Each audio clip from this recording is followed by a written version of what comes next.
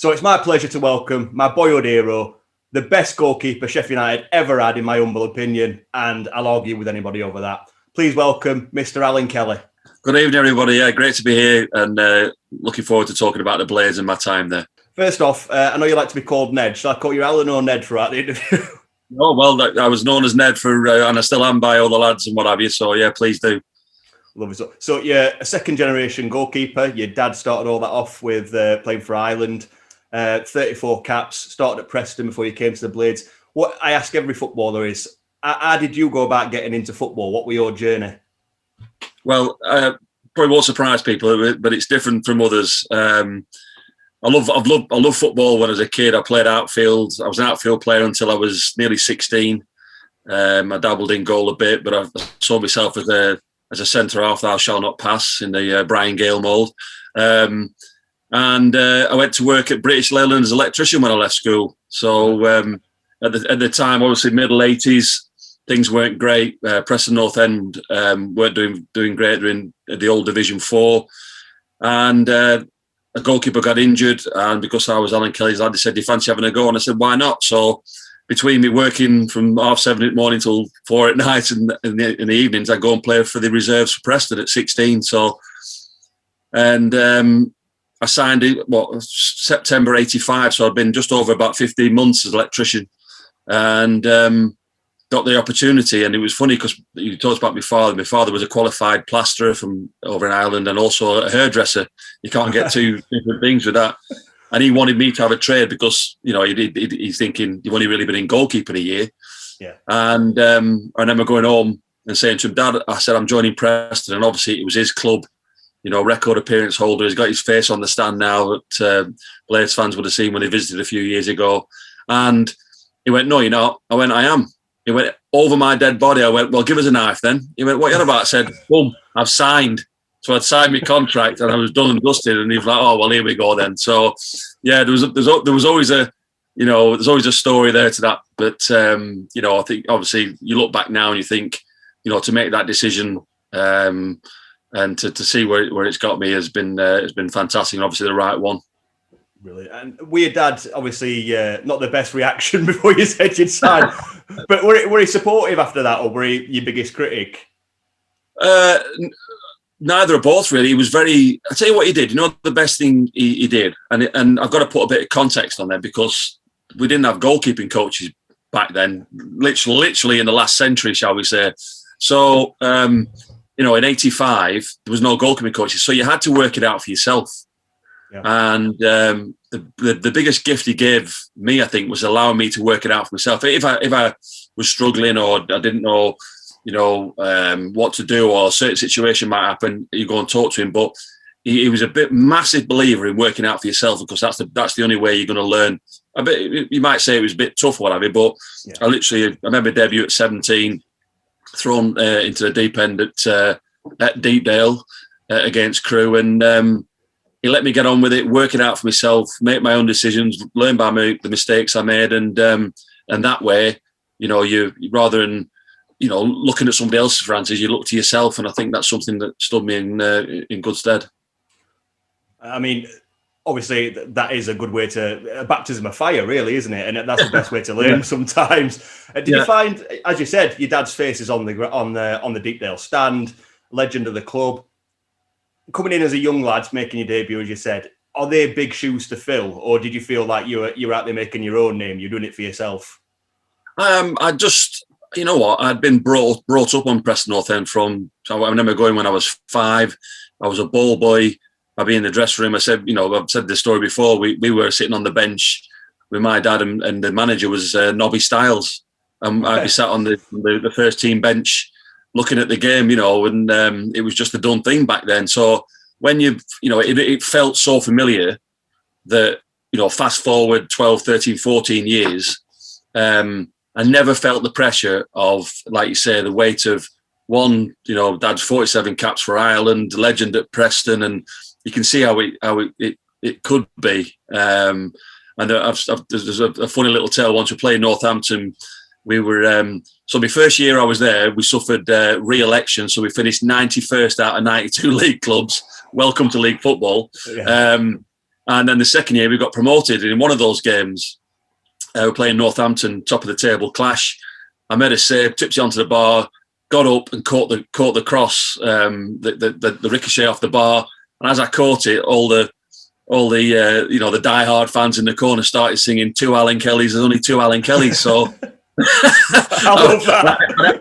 I actually remember having the ball and laughing, thinking, "Oh, not many other people who get that type of thing." So it was just surreal, really. But again, the one thing from my dad, I think, is that pressure was never applied. It was never, he never thought you had to live up to something. He never thought you had to go out and do better. You just had to do your job and live, learn, and be immersed in goalkeeping and in football. And I think that's the greatest gift he gave us. Lovely. Obviously, Preston's in your heart. You've got such a big connection with it through family ties, through starting your career there. The move to Sheffield United came about. Was it hard to leave Preston to come to United? I imagine it's kind of like leaving home and going out into the world, really, isn't it? Well, again, this interview is going to be a lot like round the houses stories of me getting to where. I went when I was leaving Preston. I made the decision to leave Preston because of the plastic pitch. I've been on the plastic pitch.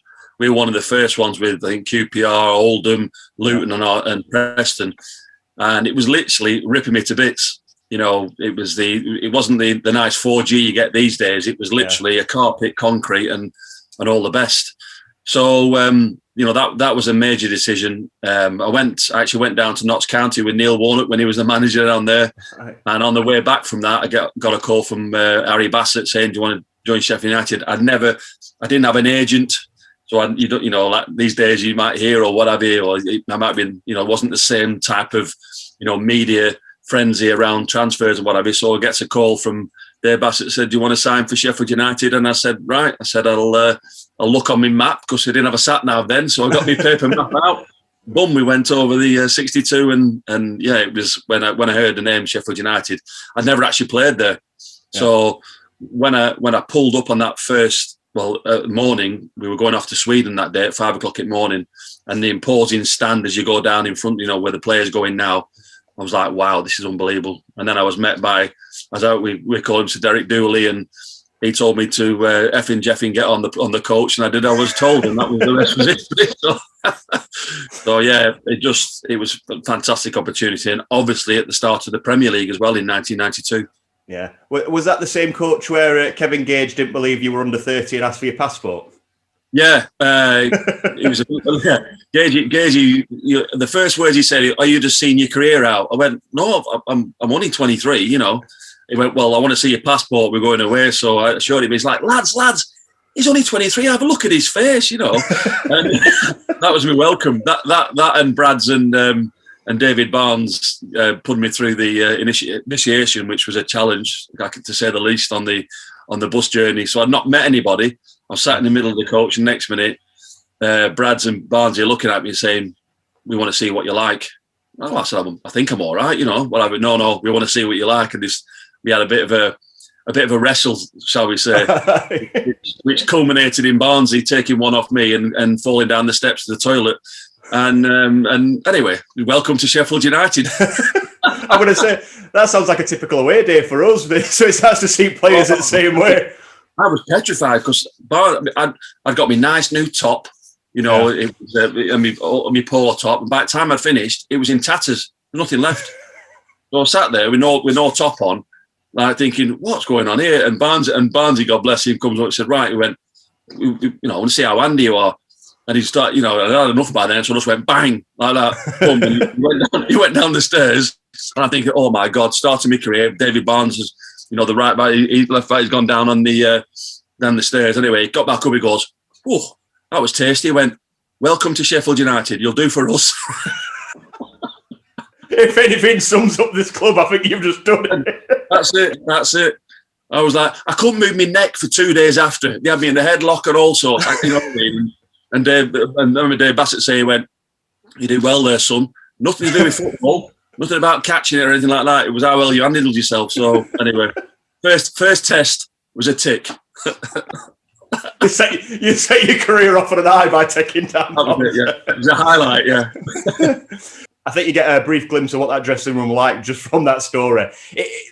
were there an abundance of characters in there? Did you find that you fit in straight away after that moment, or was it absolutely, literally straight in there? That was it. It was a little test. It was, he wanted to know, did you have the character to, I don't know, want to fit in with a group of characters, lads who were going to fight for everything, lads who were going to give everything on the pitch. Those were the type of characters that Dave Bassett was looking for in his squad, and we can name them, and the Slapshots and Gailey and Bees and people like that, Gagey, Brian Dean was there as well. All the multitude of names I can give you, but really, really good lads. And often we're looking on laughing and say, here we go, we got another lad here sorted out, and you come to the other side of it, and it's literally you're in, and it just was a wonderful collection of players, but men and personalities and characters that all came together. And still speak to a lot of them these days, or when we all meet up, it's like we were thrown back 30 years ago, and that's a sign of one, good friendship, two, the right people, and two, good characters, I think. Yeah, I think Kevin Gage said it when I spoke to him off camera. He said, if you come out of football with one decent friend, you've had a good career. So I imagine that coming out of a dressing room like that, with that kind of closeness, it bridles success. I mean, we never set the world on fire. We never went on and won leagues or anything. But did you find that team camaraderie really played a big part in giving Sheffield United a good platform to kick on, really? I think so. I mean, imagine the first season I was there, '92. That was the famous one where we had the Christmas party at August. Because we never got bonus after August. So that started. I mean, that was another thing. We had the biggest bread roll fight you've ever seen in your life. 230 people throwing bread rolls around the Platinum Suite a week before the season starts, and then we end up winning on the first game against Man United, and Dino getting the fastest goal. So. I just think all those people coming together. You know what? It set us up to do the best we could. Yeah. It really. And people say we got relegated in the second year, but I think most people look back at that age and look at it and think, well, we just couldn't replace the goals that Brian Dean gave us, because we had, I think it was 8 or 9 nil-nils that season as well. So, but we had lads who could play football, good footballers, but we had lads who could dig in. If you think about the last 2 or 3 games of the 92-93 season, the first season in the Premier League, we had to go to Everton, and get a result. We thought it was all over when we played Notts Forest and beat them 2-0. We go to Everton and we win 2-0 there. And, the celebrations matched that early bus drive over to Sweden, at the beginning of the year, and it was fantastic. It really was. Excellent stuff. I mean, I'm going to take a bit of a sidestep now. This don't have to be from United, but what's your favourite footballing memory from your career, like on the pitch memory? Oh, wowzer. I mean, it's funny. It does stand out as the best. People say the debut out of it, but how can you ever forget being hoisted onto people's shoulders and being carried off the pitch at Bramall Lane on St. Patrick's night, after the penalty shootout against Coventry? I mean, it doesn't get any better than that. I've got a massive photograph from that, and I'm somewhere in the middle of it. And I'm trying to find the words, the unbridled joy at winning that game in the circumstances that it was, in the shootout. Me personally being part of that, just absolutely pure elation, and I think there's one scene there's like in a video. It might be on one of your videos. I've seen it where I'm in the air like, and I'm thinking like, could be a Rocky scene. This like to do a shout, "Yo, Adrian!" and we got a remake, and just some things like that. I mean, and one particular thing sticks in my mind, and this is probably people was on Twitter I think recently about When Saturday Comes with Sean Bean. Yeah, and. Filming that penalty sequence that was filmed at half time between Sheffield United versus Man United, and I was walking in, to get the team talk at half time. I went, no, you're out. You're filming this thing. I went, hey, I've got a game here. No. So I never actually got in for the team talk. Spent 10 minutes as it was at the time trying to get Beanie to smack one in the top corner, and it happened as the Man United players were walking onto the pitch. So even things like that, you're thinking. I'm saying to him, Sean, you've got to bury this one, mate. I went, Ryan Giggs is coming out here, Cantona is coming out here. Anyway, and he buries it in the top right, and we all run away. I mean, Man United must have looked at that and thought, what the hell is going on here? But just such a surreal memory that comes through, you know, and all the crowd, like, you know, he'd miss a penny and they go, oh, you know, no, you got to get yourselves up the crowd, you know. I were at that game. I were out there. I was there for the filming, and I remember saying to my dad, "This player's not very good," because he just kept spooning it over bar. Well, it was, wasn't it? And I remember I'm doing them because I say, as they've come up the tunnel, and I've seen the United kit the first time. I went, Sean, this is it, mate. I said, I'm going that way, right? Put it in the other, you know. Anyway, so he's got it, and it's gone right in the top bin. He's run off. The crowd had gone mad just because one, the game's going to start, but two, he must have had 25 attempts. And then, yeah, but it's so clear, so vivid, the memory of it. Brilliant stuff. It lives in my memory, that one. I've never been so cold at a football game before, just thinking, just please score so we can model.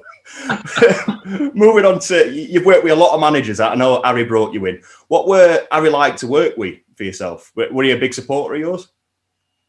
Well, listen, he brought me in, you know, and he paid money for me. So from that perspective, you know, I always say to black people, now you go with the lovers, and if someone's bringing you in, obviously they like you or they've seen something in you. You know, I don't think he quite saw what was going to happen down the line, but I think, you know, in terms of relationship with Harry was one of those, and you've probably heard it from Dane, and you probably heard it from Brad and people like that. You got on the bus and he give you a slap round the head. He went, do you want? And he said, do you want some? And he ended up with the rumble. He went, right. And then that'll be it. It was like just his relationship with the players, you know, at times could be really distant, and it could be, you think, oh, you're out of favour. And at other times it could be incredibly generous, and, you know, when he would, he could have some mad moments. He'd have some blow ups. He'd have everything, you know. And I think for me personally, he gave me the opportunity, you know, going into that first season in the Premier League. You think about Preston, we're in the old third division then. So it was a 2-division jump, you know, and I've got a lot to be thankful for Dave Bassett, and for giving me the chance to, you know, or seeing something in me that allowed me to play, one, at Sheffield United, and two, go on to have a decent career. Love it. And obviously after Bassett, it was Howard Kendall. Was that like chalk and cheese when he came in?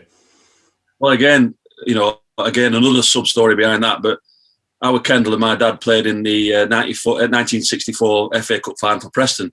Yeah. Howard Kendall was the youngest player at that time before Paul Allen took that mantle, and so it was weird. I almost you know, knew Howard, whatever. My dad was the goalkeeping coach at Everton from, I think, 84 to 86, so I used to go and watch them train as well, you know, your Neville Southalls and people like that. So when he came in, you know, and you think about the pitches these days, no disrespect to the grounds at the time, but, you know, I think ours was pretty much sand-based at the time.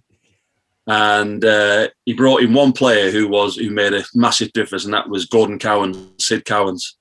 Yeah. And he could pass a ball better than any player I've seen. You know, he was incredible. And on that pitch, he would kill it with one touch, and he would fizz it, and it would go that much above the sand and arrive beautifully at the player receiving, so he could control it.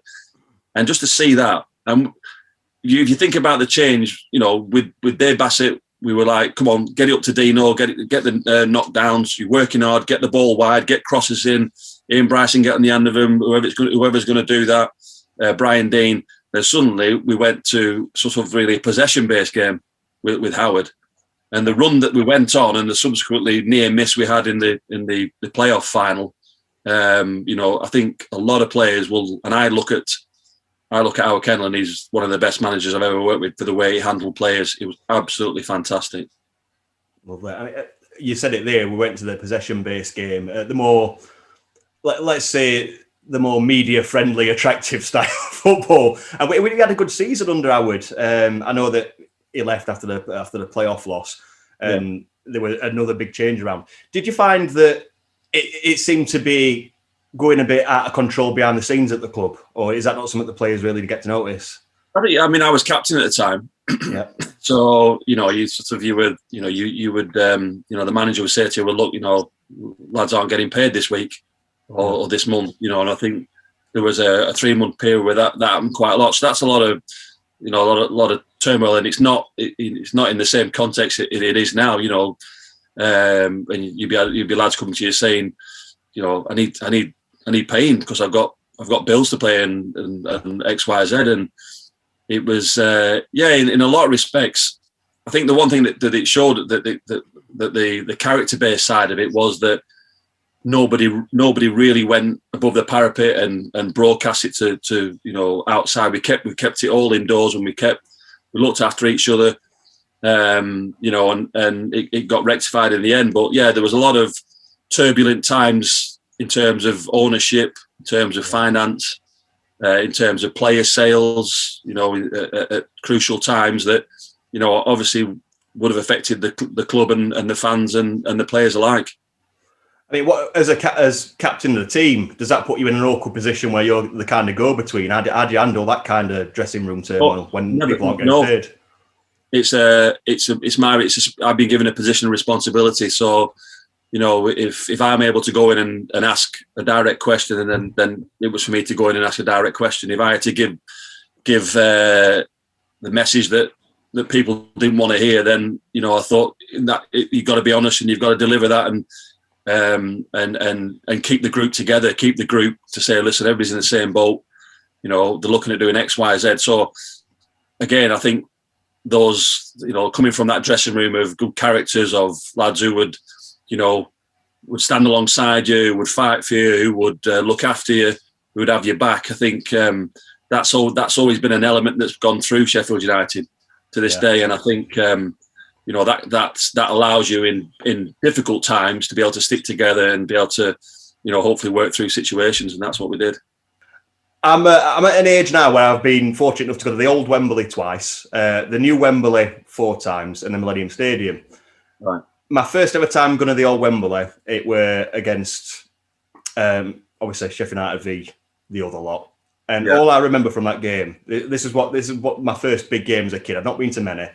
All I remember is you making save after save after save, and that's what made me a big fan of yours. But out of all the saves you've made, does one stick out in your head as just thinking that's my save, that's my favourite save of all time? Of that game, or in general? In general, just in your career, is there one distinctive save that you can think of that thinks, yeah, that's the one I'm most happy with? I think on a big stage. I mean, if you're talking about Wembley in '93, to concede after 60 or 90 seconds, whatever it was, to Waddle's free kick, could be a downfall. And again, you go back to what we said before about my dad and about working it out, is that once something happened, there's nothing I could do about it. And you had to just make sure that you gave your side the best chance. And there was a save in that game particularly. A lot of people say the one when Nigel Worthington cut it back and David Hurst, but there was a couple of those. But it was in I think it was in the second half, and the ball was cut back to David Hurst, and he was like clean through, and he smashed it down low to my right. Yeah. And I managed to flash a hand down, save it, and then get the next ball at a second attempt. For any goalkeeper, for any goalkeeping coach, they're the hardest ones to get. Anything down, a low ball generally hurts you as a goalkeeper, and that was one save that stuck out from there. In terms of, I do remember making one save, and it was with Howard Kendall. I think we're playing Stoke at their old ground, and I cut him from the edge of the box, and he's gone to bend it in the right hand corner, and I remember getting after it and thinking, I've no chance. And it just, my dad always had a saying, this is another good saying, he went, if you never go, you never know. Yeah. So if you think it's not yours and you fall down, then you're not going to get there. But if you have a go, it might tip your finger. I remember going and thinking, it's done with this, it's done me. And it's hit the end of this finger here. And it's gone, hit the post and gone up. And I remember landing and going, bloody hell, how did I save that? Because it was going in. So, it wouldn't be one that was sticking in mind. There's probably another game, I think, again, Stoke away, Dean Saunders were playing for us and of that side. And there was a couple of reactions saved in there. But, it's we're just there to do the job, aren't we, as well? Yeah. To get on and do the job. I know most keepers would say that, and most that's probably a reply you get. The penalty saves are going to come to mind because of what it does and the joy it brings to fans and the joy it brought to me as well. So again, you put those down as important saves as well. Did you feel, going back to that penalty shootout, because again, that one game where I think we all went nuts, and I sit at the back of the Kop, and I've done this since I was a kid, and I still managed up on the pitch at that game. I'm somewhere in that little crowd trying to get to you to hoist you up, and I just can't get close enough. But when you're in a penalty shootout in that kind of situation, we were the underdog team, is the pressure on your shoulders, or is it the old saying that a keeper's got nothing to lose?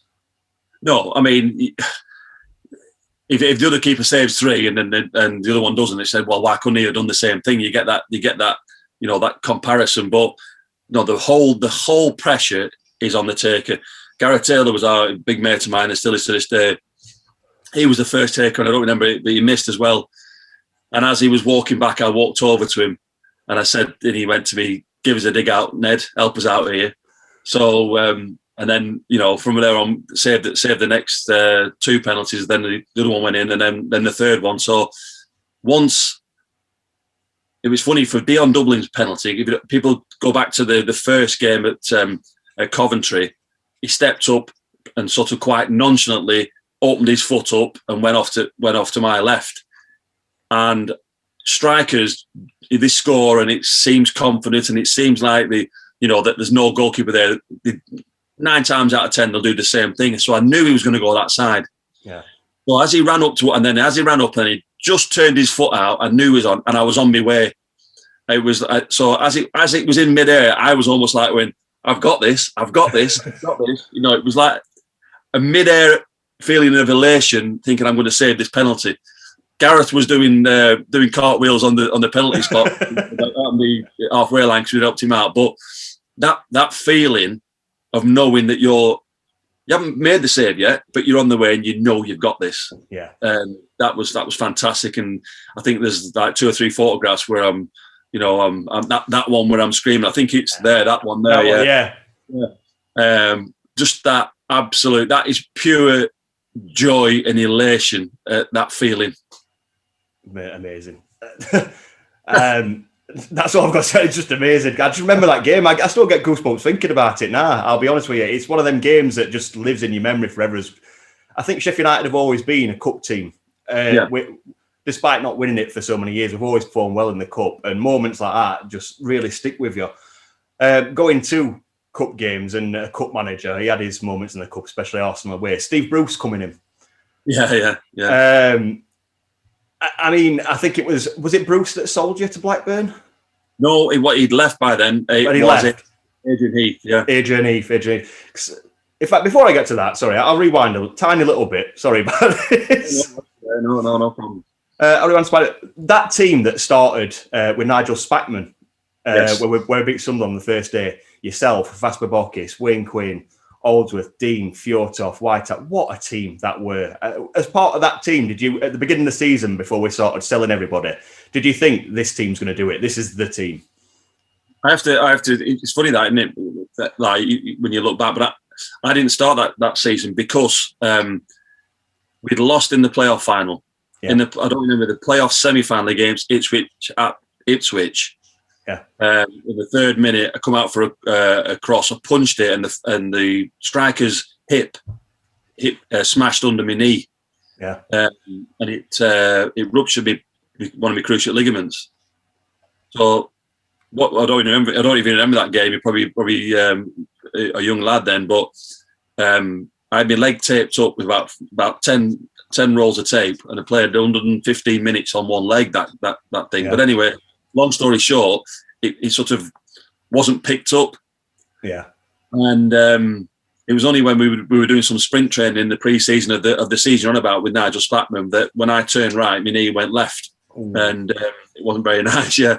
So Trace was in there, and obviously we've always had that competition with Simon, and I think it was probably might be a good few games where Trace played in that game as well. But the team you're on about and the way they performed and the quality of football, the players that we had, as a squad before they were sold, it just looked like we were going for automatic promotion.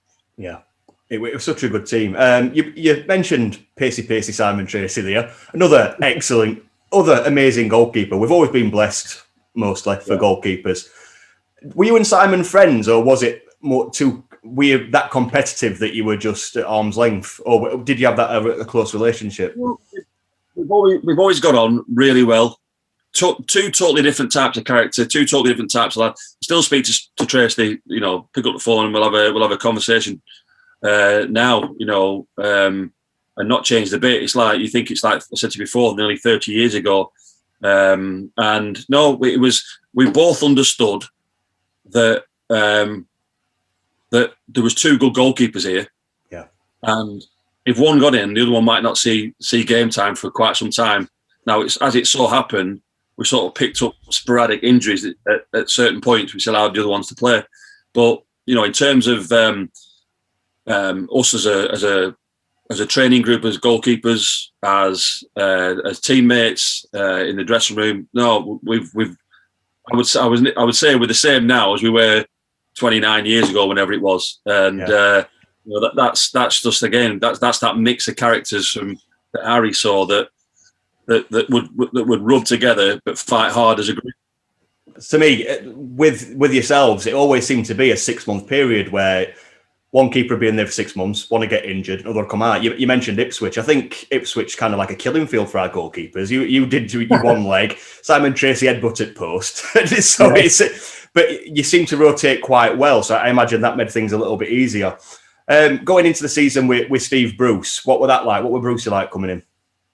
Well, he came in as a player manager, first managerial job, and that transition to go from player to manager, but also to incorporate play. And I think the first game, I could be wrong, of that season was West Brom away, and I think we lost 3-0. Yeah. In the game, and I think that might have been his last game, if memory serves me correct. And it was funny that we had a few words on the pitch. I do remember that day, and as players, but we then got on to the cup run, and that went back to the famous game where that jersey was worn. Yeah. When the Mark Overmars goal happened. So I think for Steve, I think it was a hell of a learning curve for him, which obviously has then allowed him to go on have a long and successful managerial career. And I think he learned a lot, both about what goes on behind the scenes, because obviously he was dealing with things that were happening financially and, in the boardroom level. I think dealing with, players of different age groups, of different abilities, young, old, in between. And I think he learned a hell of a lot from those 8 or 9 months he was in charge. But I'm sure that game that shirt belongs to, I'm sure he'll have strange thoughts about that one. I was sat on the clock end for that game, right behind the net, and I remember when he were pulling you all off. I've never heard a goalkeeper swear as much in my life, and I did some goalkeeping.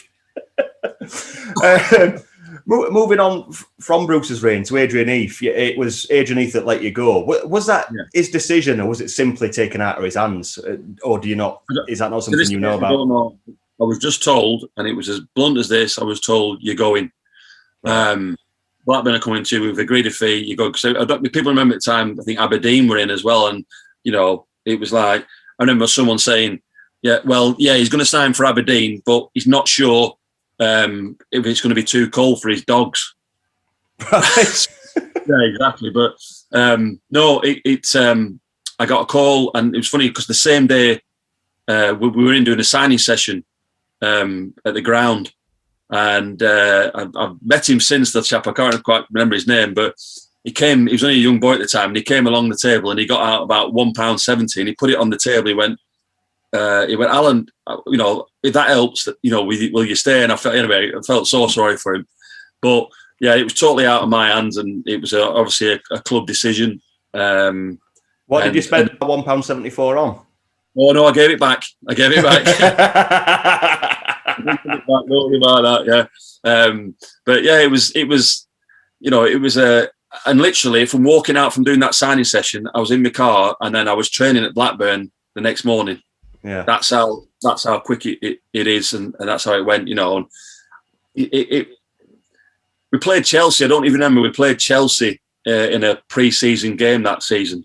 Yeah. So Andy Flo was playing, Zola was playing, and I think that might be my last game I played in. And sometimes you get a funny feeling. I remember walking off, and I don't know what it was, and I remember walking off and just looking round.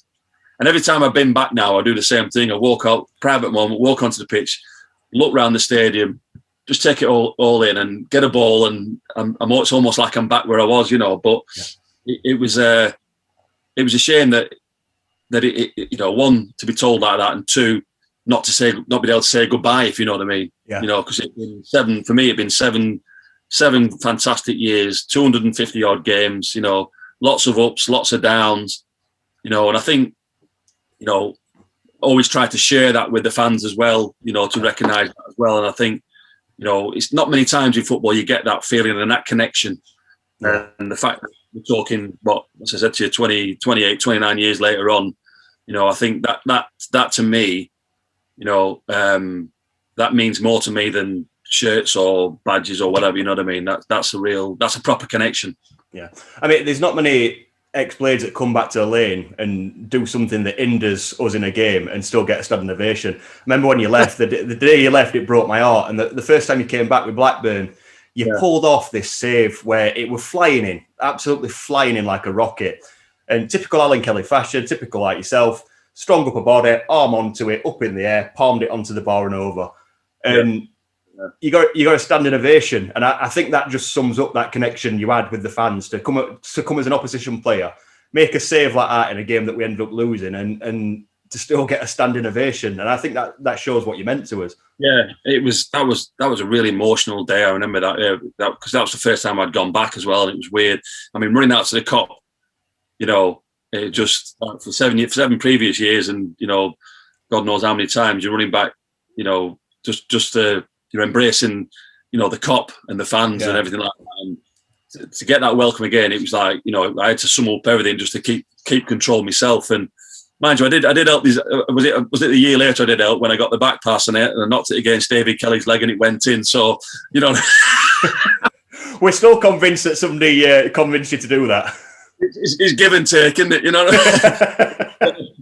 Yeah, it was fun. It fantastic. It really has. And unfortunately, I've been back now with Preston as a coach, and obviously with Everton as well. So, to get to, I went back. I was back last season before. It seems now sort of over a year ago, but the 3-3 against Man United, and I brought my son over for the first time, and when the goals went in, it was like.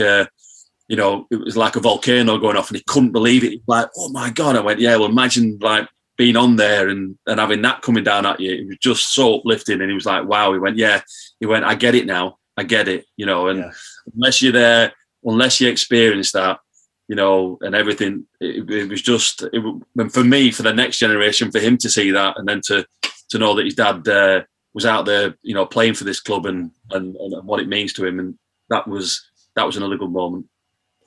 I'm good. I think that's a perfect place to end it. Obviously, you're coaching at Everton now. We wish you all the best of luck at Everton. Looks like it's going amazing down there with Carlo. Exciting players coming through. Obviously, you've got a Sheffield connection there with Dominic. How is he, by the way? Is he enjoying life at the moment? Yeah, I mean, he's been fantastic. I mean, he's the way his games come on, and he's the main man now, and you just look, he's unplayable at times. Yeah. We still have that. Talking about his dad, because his dad was an apprentice as well at Sheffield United, and to have that connection, and we both know that, and it's you don't do handshakes anymore, do you? It might be a little. So yeah, but Dominic's been fantastic, and been a credit to being brought up in the Sheffield way and working hard and matching that to talent, and at the end of it, he's some player. Brilliant. So as I said, I'm going to leave it there. Alan, thank you so much for giving us your time and having a chat with us. Oh, it's one of the highlights of my time doing this channel, because it's not every day you get to meet your hero, and you've been amazing. Thank you very much. Thanks for asking me on, and I can't wait for part 2.